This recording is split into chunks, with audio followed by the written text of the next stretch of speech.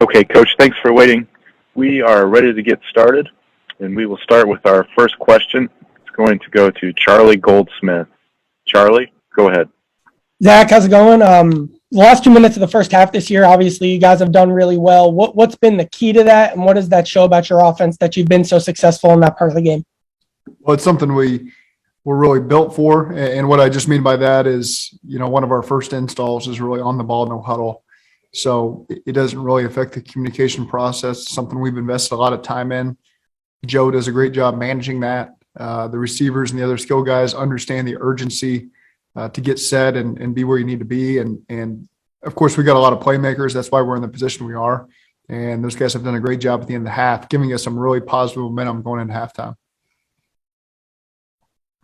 Okay, next question is going to Jenna Alike. Jenna, go ahead. Hi, Zach. So there's been a lot of talk around the league this year about analytics and the use of them, and I was just wondering how much that goes into your decision-making. We balance that. We have a guy who majors in that named Sam Francis. He's part of our meetings all week. His office is just a short distance from mine. We use him throughout the week for a lot of different reasons. He's in the press box. He's talking to me throughout the game. It's just a bunch of quick hitters, and in terms of things that we've already discussed over the course of the week and in longer form on Saturdays before the game. So, of course, we balance that. We have those conversations. We make sure that we're making sound decisions during the game and that we're all on board with them. Ben Bolin, Boston Globe. Go ahead. Hey, Zach, congrats on making it this far. Thank you. Two years ago, obviously you guys are 2-14. Now you're here in the Super Bowl. Certainly not to imply that it's all because of one person, but what kind of impact has Joe Burrow had on this organization? How can you quantify what he brings? Well, it's certainly difficult to put into words. He's been a big part of what we're doing. Anytime that you got a quarterback that can take you to these heights, I think we've got really good talent on this team, really good football character. And when you believe that your quarterback can take you the distance, it allows everybody just to play that 1% better because they know on the other side that trigger man's capable of doing some really special things. So I think he's helped us take us to these heights. We have a lot of confidence in him. He's got a lot of confidence in himself. It's fun to be a part of. Next question is Josh Dubow, Associated Press. Josh. Hey, Zach, Joe was saying the other day that maybe early in the season he wouldn't have felt as comfortable doing the scrambles that he did in the AFC Championship game. At what point did you sort of see that he was back to his normal self, and how much has that added to your guys' offense? Yeah, I think probably just before the midway point of the season, he was moving around. I think just had more confidence maybe in his knee. He's human. He's coming off a major surgery there. First time he's ever experienced it. So there's a lot of unknowns there. I think he did a good job battling that through training camp, and we gave him some time off also when he got sore. And so obviously then you're not playing in any preseason games. You're playing in some regular season games against some really good defenses early in the league, early in the season. And I think as he got more comfortable, closer to the bye, we started to see, okay, he looks like he's back to 100%. It's hard to ever guess how far along he is, but you could see his confidence growing and his movement skills. And certainly this back half of the season, he looks like the guy that played for us last year pre-injury. Laurel Failer. Go ahead, Laurel. Thank you. Zach, you told us that when you guys were preparing for the Rams in 2019, you were having a hard time planning for Aaron Donald. How has that changed now that you've had a few years in the league, and what's that process like this time around?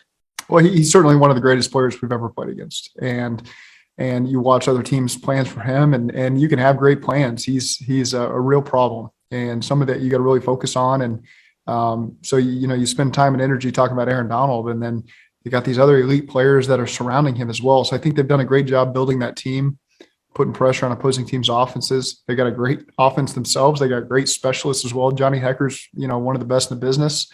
Been there a long time doing it. So. They present a lot of challenges. There's no wonder why they're in the Super Bowl. Our guys are excited for the opportunity, to prove ourselves once again that we belong here and we can win this game. Next question is Aaron Wilson. Aaron? Hey, Zach. Zach, when you look at the way Joe has commanded the offense, what is it about him that kind of sets him apart as a guy that can take control and just adjust to things on the fly? He just seems very unflappable. Nothing seems to bother him. Yeah, that's a special quality to have, and that predates my time with him. I can promise you that. I think that's just something that whether he gets it from his dad and his mom, or that's just something he's always had innately. I don't know that anybody else really deserves credit for that other than Joe Burrow. It's what makes him special. It's what he's able to elevate his teammates and his coaches around him to believe that special things are possible. And again, he's just done a tremendous job leading this football team and helping us score points. And when the moments are big, he plays really big as well. You know, those are the stages that he's built for. And so I'm excited to watch him play next Sunday. I apologize if I mispronounce your name, but Justinio Lovenzi? Go ahead. Thanks. Coach Taylor, obviously you and Coach McVay have a great friendship and a lot of history together. If you don't mind, just detail that a little bit for us and let us know what it's like to go against a friend in such a high stakes game. Is there pride and ultimate pride in beating him in this game? Can you just explain that? Well, I'll give you the beginning of the relationship. We met in Shula's restaurant at the Combine, probably in 2013, 2014, 2015, I would imagine, somewhere in there. And then we'd play against the Washington football team, and we'd talk pregame, things like that. And then he gave me a call when he finally got the job to come join him as the assistant receiver coach. And so I jumped on the opportunity. I didn't know him that well at the time, but we knew each other enough to know that we wanted to work together. But to answer your next part, you know, I've played against my brother 4 times. I've coached against Sean. I've coached against Matt. There's so many people in this league at this point, you know, 10 years in, that are always on the sidelines across from you. And that's just part of the game. There's no added, oh, I want to beat this guy. No, it's the Bengals playing the Rams for the Super Bowl. Our team wants to beat their team. It really has nothing to do with the relationships on the other side of the ball or across the other sidelines. This is more just about us trying to win this football game. And if you could, just to follow up, could you describe Joe Burrow's swag? How would you describe his style, his swag? Yeah, I'm not really hip enough to answer that question for you. I think the other players in the locker room, my sons, you know, they probably could describe it better than I can. I couldn't pull it off, you know, the things that he wears, and it's just there's no way that I'm hip enough to do that. But Joe Burrow can do it, and it's interesting to see. My sons buy all this; they buy the sunglasses and the $10 version at least, and so he's made a statement on our youth around the city and probably around the country. You know, there's going to be a lot of kids emulating him, and I would imagine 9-10 months from now, there's going to be a lot of young babies around this league named Joe as well. So that's the impact he's had on Cincinnati. I can promise you that. Next question goes to John with Sports View America. John. Hey, Zach, you've got a heck of a lot of fans down here in central and eastern Kentucky, and I know the University of Kentucky is tickled to death with one of your former Ram cohorts, Liam Cohen. Can you just talk a little bit about Liam and specifically how maybe the success that he's had at Kentucky has validated the way that you guys are going about and doing things up there? You bet. I think the world of Liam. I think he's a tremendous football coach. You know, I think Kentucky's really lucky to have him. I came across Liam. I didn't know him, but when I was at the University of Cincinnati, we were playing, I believe, Connecticut, and I was watching some early tape of Connecticut, and they were playing Maine. And I remember thinking, man, Maine's offense is really good. You know, who runs the show? And I looked it up, and Liam Cohen's the offense coordinator. And I followed his career ever since. We had an opening, actually, when I got promoted at the Rams, and we interviewed a couple really qualified guys. Another coach on our staff recommended Liam Cohen. And I said, you know, I've never met this guy, but I know that his film proves that he belongs in this league. And so we hired him. He interviewed it. He knocked it out of the park. We hired him. He was a great addition to that staff. You know, I know that he and Sean got really close as well. And so Kentucky's lucky to have him. He's done a great job. He's going to be a head coach in one of these leagues soon enough, college or pro. That's how much I think of his football IQ and his work ethic and his relationship with his players. And so I really think the world of Liam. No surprise. I watched every game they played this year whenever I could, just to see the cool things he was doing. But on the other side of that, Brad White was the defense coordinator, was my host on my Wake Forest trip when I signed with Wake Forest. So Brad got me to Wake Forest. We played on the same team there for 2 years. And so it's awesome to see him as well. I think it's 2 of Rhode Island's finest, Brad White and Liam Cohen, you know, leading the charge over there at UK. Next question is Luciana. Go ahead, Luciana. Hey, Coach, I hope you're doing well, and thanks for your time. This is Luciano Chablan with Ensoners Latin American Network. Based on the average age of your players, this would be one of the youngest teams to win a Super Bowl ever. Do you see this as an advantage? And in case you do, how so? They're a very mature team. I couldn't tell you what the average age is, but they certainly they're not overwhelmed by these moments. I think they've proven that really over the last 2 months. And so this is just another game to them. I know what the stage is, I know what the media is, but that's why we've spent a lot of time with Duke Tobin building the team this way. It's a lot of guys who played in championships in college, whether it was at LSU or Clemson or Alabama or Ohio State. And then, a lot of these free agents we've signed have been part of playoff teams before. So these guys, they know they belong on this stage, and we're going to get their best on Sunday. Next question is back to Jenna Alike. Jenna? Hi, Coach. So what does it mean to be the coach that brings this team back to the Super Bowl after such a long drought? Well, I think that speaks to our organization as a whole. I know I'm the head coach, and people look at that as the person to give you credit to, but that's not the case at all. It's these assistant coaches who've been through some really difficult times here, who've stood shoulder to shoulder and taken on all the adversity and gotten the most out of these players. It's ownership and personnel from top to bottom being aligned. That has allowed us to do this, because if you don't have total alignment from top to bottom, then there's no way you're playing for Super Bowl. So I get uncomfortable when people, phrase it like that, because it's a part of everybody that's a part of this organization that has helped us bring us to this point, and everybody deserves equal credit. And, if one piece is out of form there, then there's no way that this can happen. So just proud to be a part of the Cincinnati Bengals organization.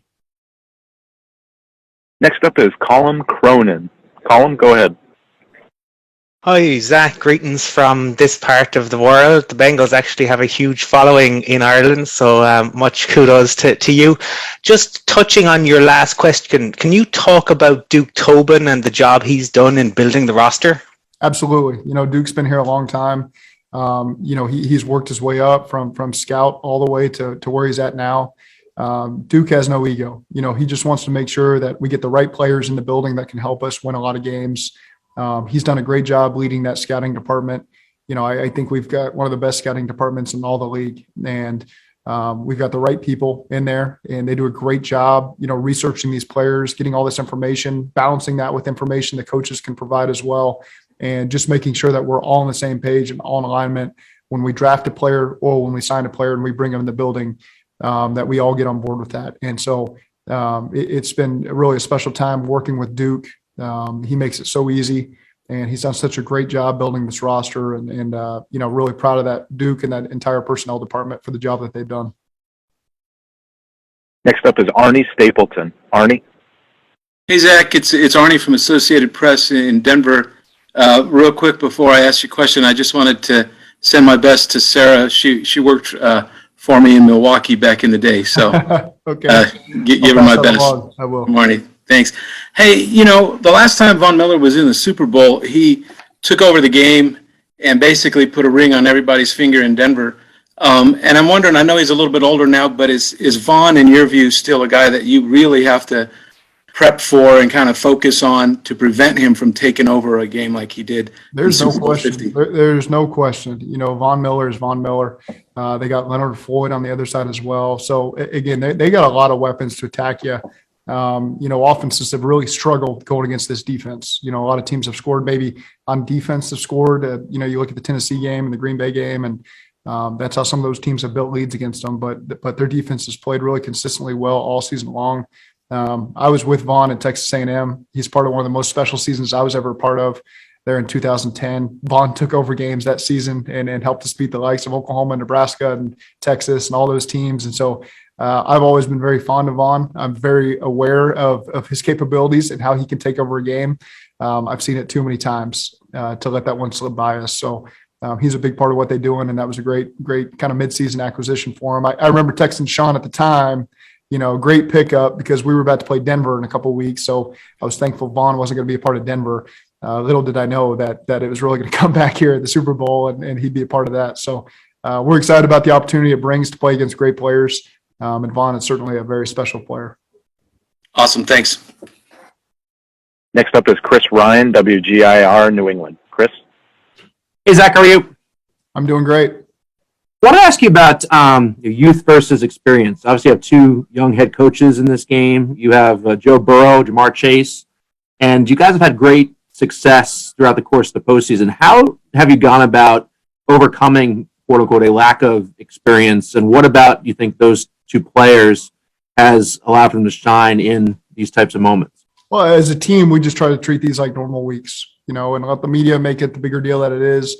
But for us, it's just going through the same meeting schedule, the same practice schedule, trying to keep that process the same. And then we get out there and the ball kicks off and it's just a normal game.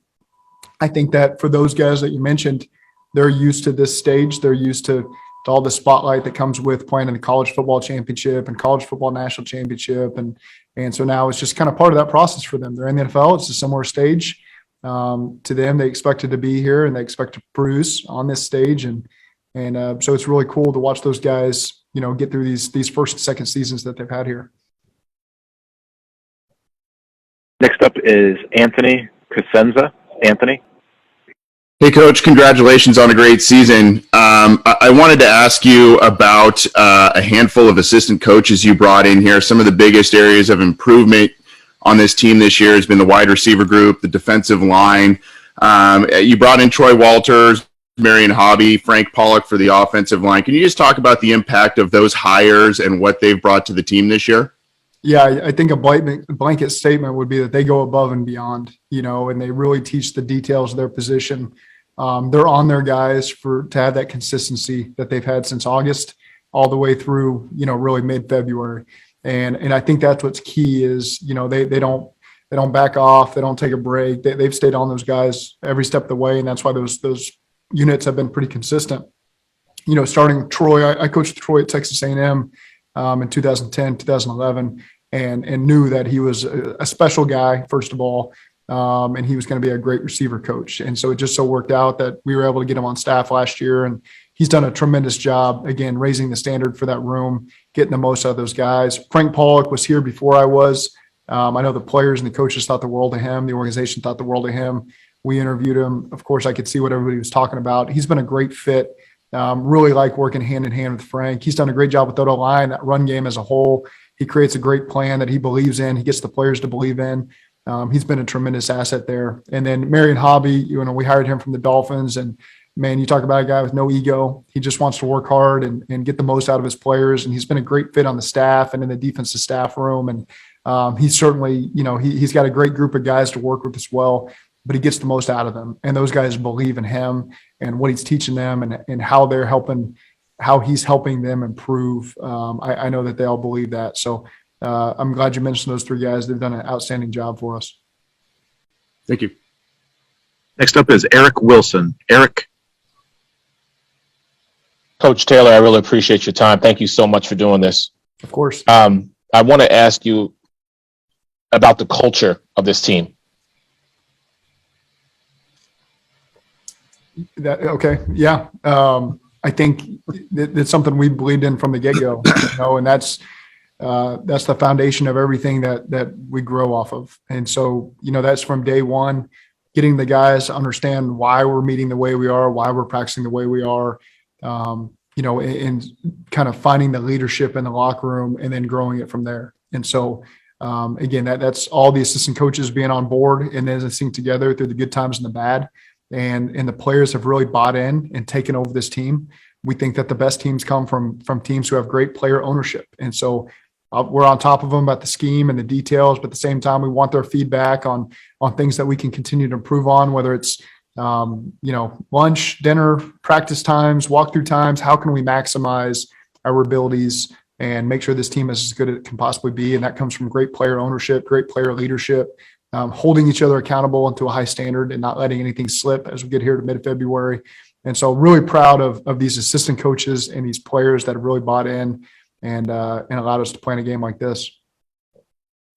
Thank you so much, Coach. Best of luck. You bet. Next up is Danilo. Danilo, go ahead. Hey, Coach, Danilo Lacalle from Torcedores TV Brazil. How are you doing today? I've never been better. Nice, man. So last season the Bengals were in the division, And this year you guys are in the Super Bowl. What do you think has changed for this team to get more consistency since last season? I think, for a lot of guys, continuity in the scheme. Some of the guys have been here for 2 or 3 years on offense, defense, special teams. So they have a better understanding of the scheme. And then on top of that, talking about Duke Tobin and his staff bringing in the right pieces through the draft and free agency to complement what we already have and really take us to the next level. And we've taken in, a lot of guys who you call them pros. They've been in this league a number of years, but they got a pro mindset. They understand the work ethic it takes to be great. They love football. The same can be said about the draft classes we've had. We've taken a lot of guys who are captains at their schools or played at a really high level for a lot of championships. And so they know what the standard is when they walk in the door. And I think that's allowed us to make this jump from year 1 and year 2 all the way to where we're at now here in year 3. Thank you. Next up is Alec Lace. Alec? Hey, Coach, what's doing? Congratulations on making it to the Super Bowl. I host a show called First Class Fatherhood. It focuses on fatherhood and family life. I got 4 kids like yourself there. I was curious, is there any noticeable difference for you coaching the players that are fathers as opposed to the single guys that are not dads on the team? That's a hard one to say. I think, those guys probably start to think about how they want to raise their kids and the principles that are important, the discipline that's important. So you might see that a little bit differently. They understand, hey, we got to be on time. We got to be disciplined. They're trying to manage somebody else's life and get the most out of them. So maybe they understand a little bit better what the coaches are asking them to do, and they can relate that to their home life. Not many guys have older kids. Most of them are really young. But it is cool to see. That's kind of one of the difficult things about COVID right now is you haven't gotten a chance to see their kids, and my kids haven't been around our players like it was 3 years ago, 20 years ago, where all those young kids were around at practice and at walkthroughs, and you could see them after games. And so I'm excited to get back to a time when you get to interact more with the players' families, and my own family gets a chance to interact with these players. Next up is Al Butler, UPI. Al? Hi, Zach. Congratulations. Thanks, Al. I just talked to Joe, and he mentioned that during the whole season, the playoff drought wasn't mentioned amongst the team. I was curious, was that a conscious effort by you? And also, what advantage do you think some of the youth of this team has as far as not necessarily dwelling on those past experiences of the Bengals' struggles in the playoffs? Well, I'll say this. We're very proud of the history here at the Cincinnati Bengals. You look back over the several decades, and there's been some tremendous teams, coaches, players, memories. But these players, it's important to embrace all that and understand all that. But this is the 2021 Cincinnati Bengals. They weren't a part of all that yet. And so, they're very much focused.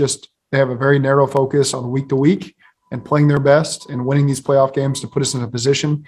I think those are things that they can reflect back on after the season when all the work's said and done, of just how memorable and how special that is to not only this team and this organization, but the city as a whole. But right now we got bigger things to focus on, and that's what's important. And then there will be a time to reflect back on, man, that was, this team really hadn't won a playoff game in 30 years. I'm glad to be a part of that. But that hasn't been what we talked about. That hasn't been our focus. Those are things that we can reflect on later. Jay Morrison, you have the next question. Hey, Zach, I'm going to follow protocol here. They asked Jay Morrison from The Athletic in Cincinnati. I don't know if we're allowed to do follow-ups, but my first one's just Go ahead, Jay. I'll allow you to do a follow-up. Thank you. First one's very simple. What is Lou Anarumo's greatest attribute as a defensive coordinator? I think communicating with these players and helping them understand what's being asked of them and taking their feedback as well. And he's got such a rich history, as a DB coach. And we've got some DBs that are capable of thinking at a higher level and playing at a higher level. They've been in this league a long time. They're all tremendous football players, but they all have a really high football IQ.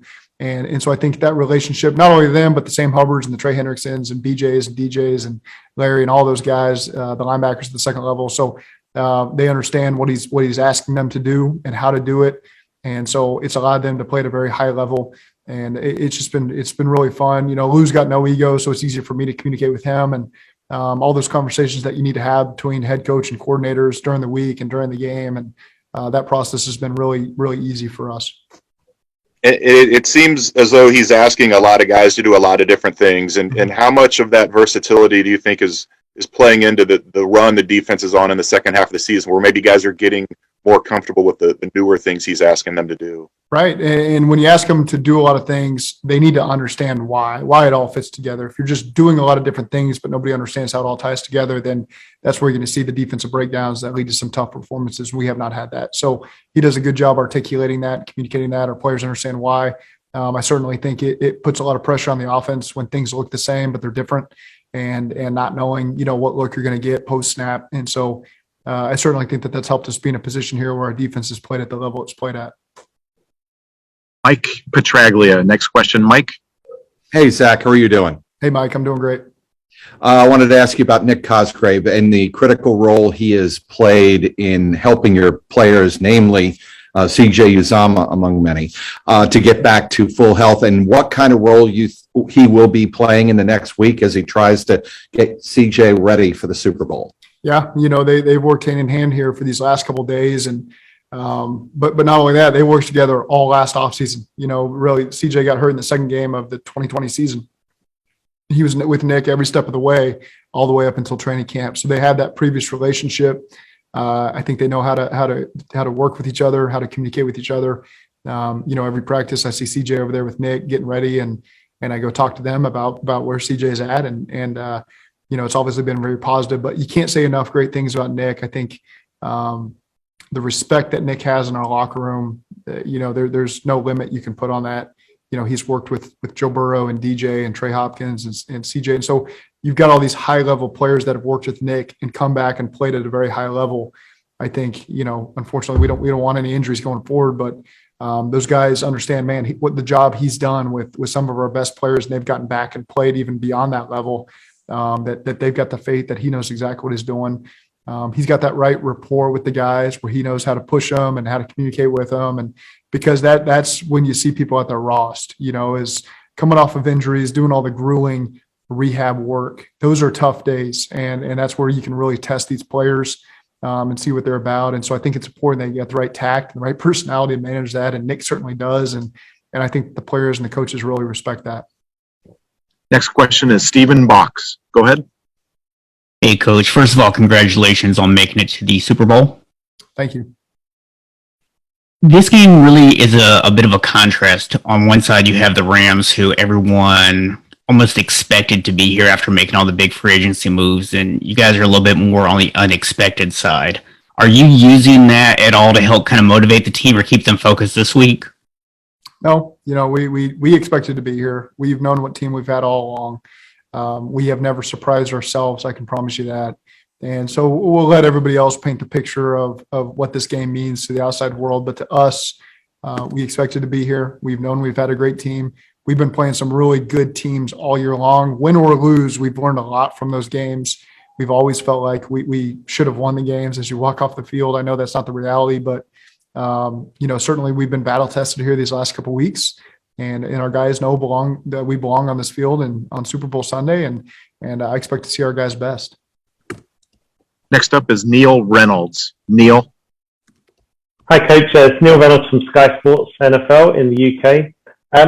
Just wonder about, just been talking to Joe Burrow, and he was talking about his confidence level and how that has grown through his career. What have you seen in terms of his confidence, and then how that has impacted the whole team? Well, Joe's always been very confident because he earns that confidence. He puts in the work. He's got a very high football IQ. He's got a very high work ethic. And so he really sets the standard for this team. They rally around him.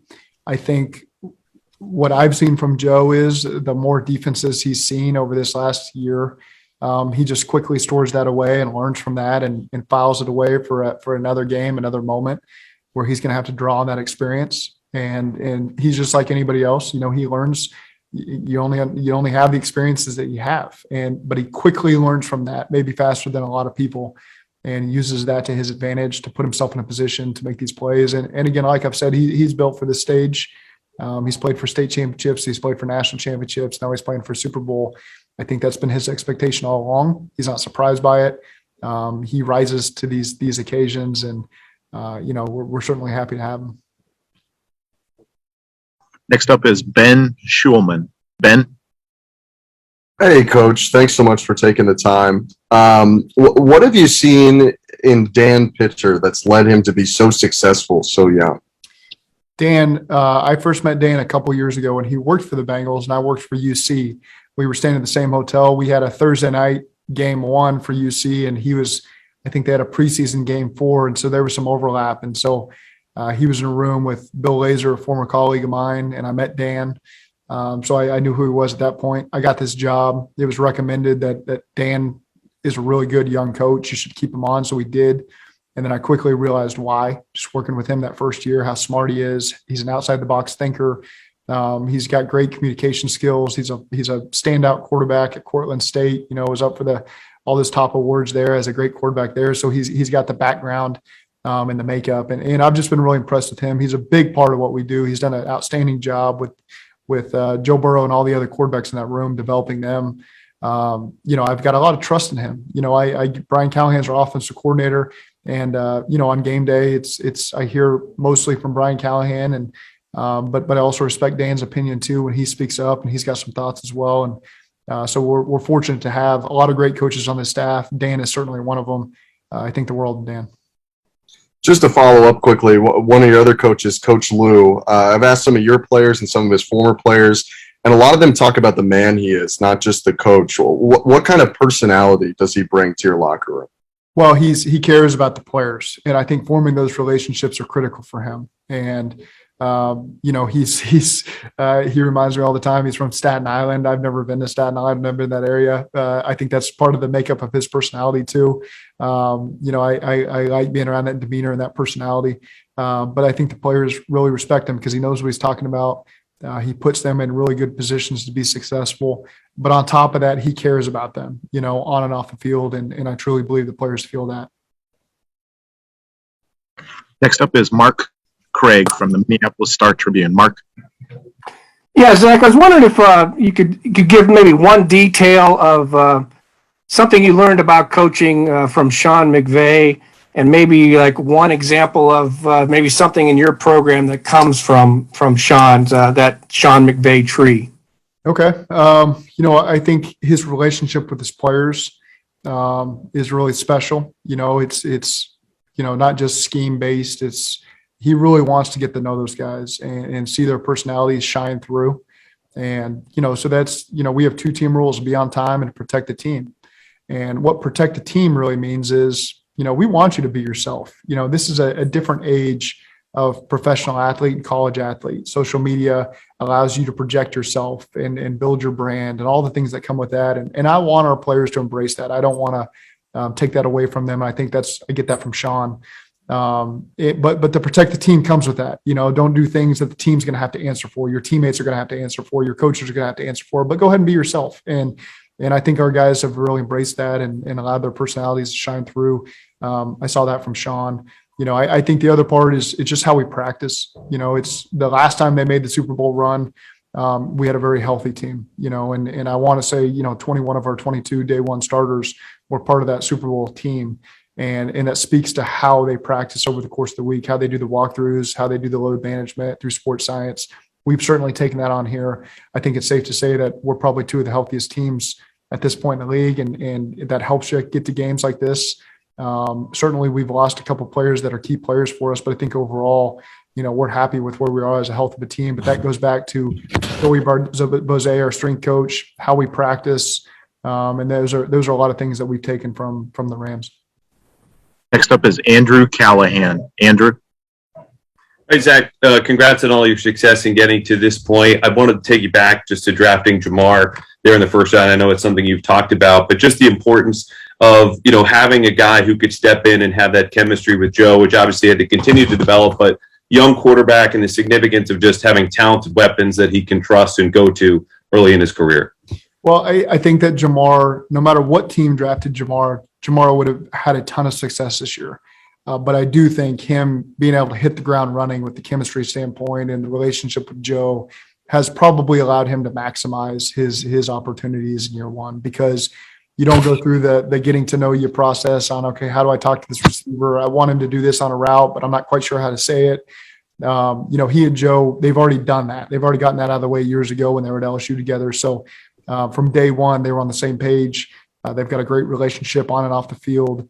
And so it's allowed, I think it's allowed Jamar to just reach his highest peak as fast as possible. I just mean highest peak for his rookie year. I still think that there's potential there as we go forward, but it's been really fun to watch Jamar just so quickly be a pro from day one. His work ethic, his approach before practices, after practices, early in game days with Troy Walters, the process he goes through has remained unchanged from training camp all the way to Super Bowl week. And that's why each week he continues to impress people, but that's just because his behind the scenes work ethic is so good. Next up is Mike K. Mike, go ahead. Hey, Zach. I had two questions for you. One, what has Eli Apple brought to your defense, especially during this playoff run? And then also with your brother, Press Taylor, potentially up for some offensive coordinator jobs, why is he ready for that sort of role? Well, I think Eli, it's the consistency at the corner level in this league is so key. And he's brought that to us, and he's got a lot of confidence in himself. He's done a great job working through practices, and he's got a good relationship with Von Bell and Lou Anarumo. He's played with those guys, coached with those guys before. So we're really happy to have Eli. He's just done such a tremendous job. He's been a part of so many big plays, especially lately here in December and January, that have helped put us in this position to be playing for a Super Bowl. And the next part is my brother. I think Press is one of the sharpest coaches in this league. I speak to him almost on a daily basis, and of course I'm his brother, and I believe that. But just the people he's worked with, they all want to continue to hire him. And it's he's been around some really good coaches, and he's made such a strong impression on the players and the coaches that he's been with, and scouts, coaches always pull me aside and tell me such wonderful things that make you proud as an older brother. So it's no surprise at all that he's in the positions that he's in right now. I get people call me all the time asking if he's going to be available to hire, because the people he's interacted with think of him that highly. And so proud of the opportunities, proud of the way he's always carried himself in some really difficult positions. His integrity and his character has always shined through. And so that's what I love about Press. And he's a really sharp coach, and he's going to do great things in this league. Next up is Thomas at TV3 Sport. Thomas, go ahead. Thank you, sir, and thank you, Mr. Taylor.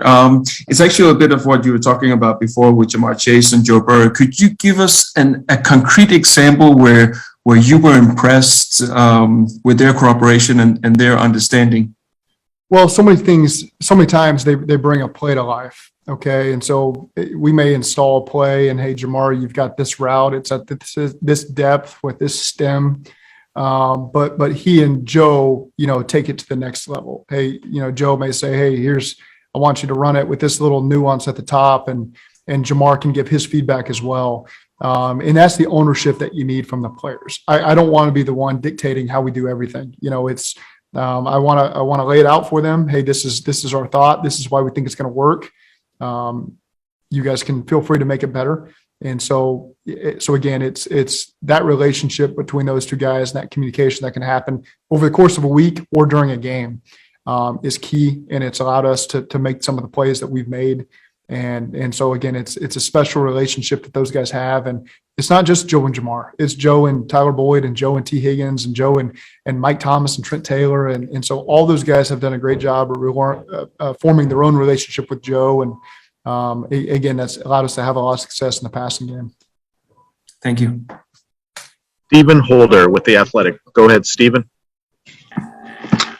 Zach, how are you? I'm wondering, you may have some perspective on this, being on Sean's staff before and so forth. Just what making a Super Bowl kind of does for the way you're viewed and the way it creates opportunities or whatever it might be, not just for yourself or anybody, really. What's your perspective on that? And do you think that that's just sort of a byproduct of having that kind of success? Well, I can promise you we don't do it for the credibility factor of it. We do it because we want to be a part of something special with the people in this building. And that's what we take away from it. But I think a byproduct of that is it does bring attention to your staff. And even when we were 2-14 and 4-11-1, I knew that we had a special staff. I knew that we had a lot of guys that when these moments happened, people were going to start looking at and saying, okay, there's something special there with that staff as well. We need to try to pick that apart and take some of these guys. And that'll happen in time, because we've known all along that we have really bright coaches that have stuck together. They've got outstanding humility and character. And so they've allowed us to get to where we are, and you combine that with the players that we have and the character of the coaches that we have. And that's why we're able to play in a Super Bowl. And so I could talk about all of our assistants. They're all tremendous. We're lucky to have every single one of them. And they all have really bright futures in this league. And I think that spotlight is shown on them maybe a little bit more as we get to stages like this. People will start to look at them more.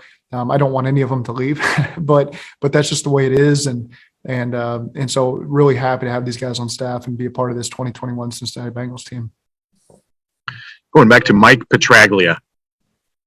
Zac, after the win over the Raiders, you said you wanted to start a tradition of presenting a game ball, and bringing that game ball to Mount Lookout Tavern was special for you, special for the team. But you have the opportunity, obviously, you want to bring home one more game ball. What do you think tonight will be when the crowd inside Paul Brown Stadium kind of gets to return the favor to you a little bit on the send-off? Yeah, I think it's going to be a really neat moment. And I'm happy that our players and our coaches get a chance to be a part of this. We certainly see it driving around the city right now. Everybody's wearing Bengals gear, and there's signs all up on the city. And, it's really neat to see that kind of feedback. We saw it coming back from our last game in Kansas City, and the welcoming party we had outside the gates of Paul Brown Stadium was really special to be a part of. I think tonight's going to be a really cool scene. 30,000 stands filling the lower bowl of our stadium. It's really our first chance since that Raiders game, like you mentioned, to get a chance to really enjoy these moments with our city that's so deserving of this. And again, we're really excited to be a part of it tonight. Next up is Jess from Athletes in Action. Go ahead, Jess. Coach, good morning. We've been talking to some of your players, Evan McPherson specifically, and in other situations like this, like coaches like Tony Dungy, where they're here this week excited. And they've talked about things like, faith and family and friends and then football. Just curious how those things line up for you and, pressing into towards Sunday. In that order, as you mentioned. And that's just how I was raised, and certainly I'm a believer, and believe that my faith has put us in a position to do some really special things. My family is very important. I think all of our coaches and players' families are a big part of this. The support systems that we have at home. I've got the best wife going around, and she's been so supportive, and it's difficult for them too, and they get to enjoy these moments just as much as we do, because they've had hard times. They've had to endure, raising 4 kids by herself, and same thing with all these other coaches' wives and players' wives. For the most part, we're gone a lot, and and usually these are the times we spend with them. And in January and February, we're happy to not be doing that right now. I think they're happy that we're not around. But again, it is fun to go through this process with them. I've got 2 boys that are 11 and 9 years old. And this is, this Super Bowl is huge for them. They get to enjoy it at school from their schoolmates and their teachers. And that part has been really fun that maybe people don't realize. We're here with the team. It's special. I love enjoying it with them, but I also love going home and seeing the excitement on my family's faces when we've done all these great things that we've done recently. Well, we're praying for you guys. Excited for you to be there, man. Do well. Thanks, Jess. Hey, I'm sorry, but we have only one question remaining, and that goes to Brad Klein, WJPZ. Last question. Go ahead, Brad. Thank you. Coach, do you believe that systemic racism exists in the coaching realm of the NFL? I certainly think that we have a ways to go, and I've been around some tremendous coaches that deserve some great opportunities. And so I hope that continues to progress, because I've been part of some really great staffs with some really great coaches, and they all deserve that opportunity. And so again, I know we've worked really hard here at the Cincinnati Bengals, and our ownership has done a great job of that. And again, we've got some great coaches of a lot of different races that I think are very deserving of opportunities. I look forward to seeing them get those. Okay, Zac, that's all the time we have today. We appreciate it. Good luck in your Super Bowl preparations. Thank you very much.